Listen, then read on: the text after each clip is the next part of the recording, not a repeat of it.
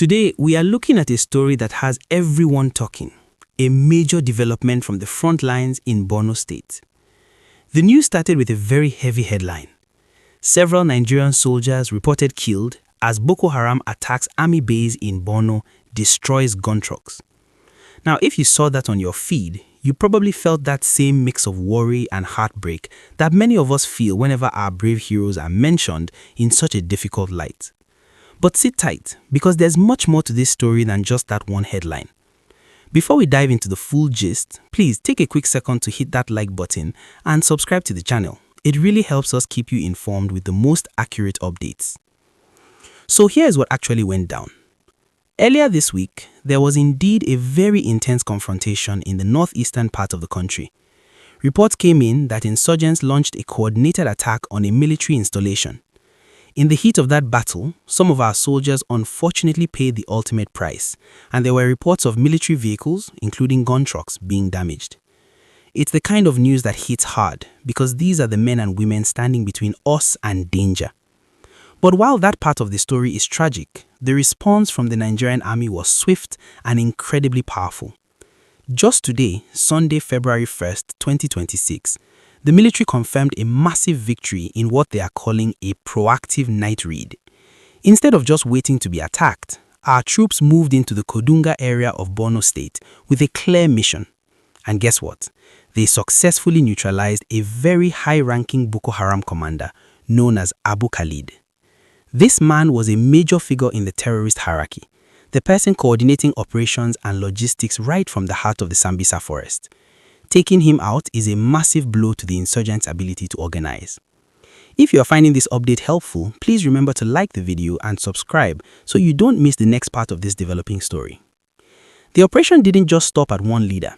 The troops also took down 10 other insurgents during that same raid. They recovered a significant amount of weapons, AK-47 rifles, food supplies, and even medical items that the group had been using to sustain themselves. This is part of a much larger strategy we've seen throughout January 2026. Security experts are saying the military has shifted from a reactive mode to an offensive one. With the help of intelligence gathering flights, they are now hunting down these hideouts before the insurgents even have a chance to plan an ambush. It's a bittersweet story, because while we mourn the loss of our soldiers from the initial attack mentioned in the headline, we are also seeing our military take the fight directly to the enemy and winning these major encounters. It shows a level of resilience and a never-say-die spirit that defines our security forces. This new strategy of cutting off the head of the snake by targeting top commanders like Abu Khalid and others like Julaibib is clearly making a difference on the ground. What this means for the everyday person living in Borno is actually the most important part of this gist.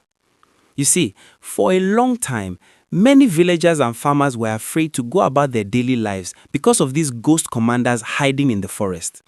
But with the neutralization of figures like Abu Khalid and Julaibib, that shadow of fear is starting to lift. When the military removes the leaders who coordinate these attacks, it disrupts the entire chain of command. It means the smaller groups of insurgents are left without directions, without supplies, and without the motivation to carry out those raids we hear about. If you are just joining us, welcome. We are breaking down the latest security wins in Nigeria. Please make sure to hit that like button and subscribe so you can stay updated on how our country is becoming safer for everyone. Because of these successful operations, we are starting to see more people returning to their ancestral homes. The Borno State government has been working hard to resettle displaced families, and these military victories are exactly what is needed to make those people feel secure. Imagine being away from your home for years and finally hearing that the very people who chased you away have been neutralized. It brings a new sense of hope to the region. Also, it's not just about the fighting. Our troops are now working closer than ever with the Civilian Joint Task Force. These are local people who know the land like the back of their hands. This partnership is making it almost impossible for insurgents to hide in local communities anymore.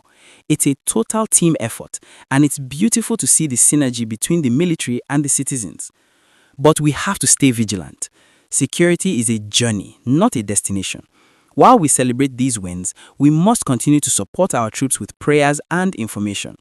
The military has promised to keep up the pressure until the last hideout in the Timbuktu Triangle and the Sambisa forest is cleared. This is a big win for Nigeria, and it shows that when we are proactive, we can overcome any challenge.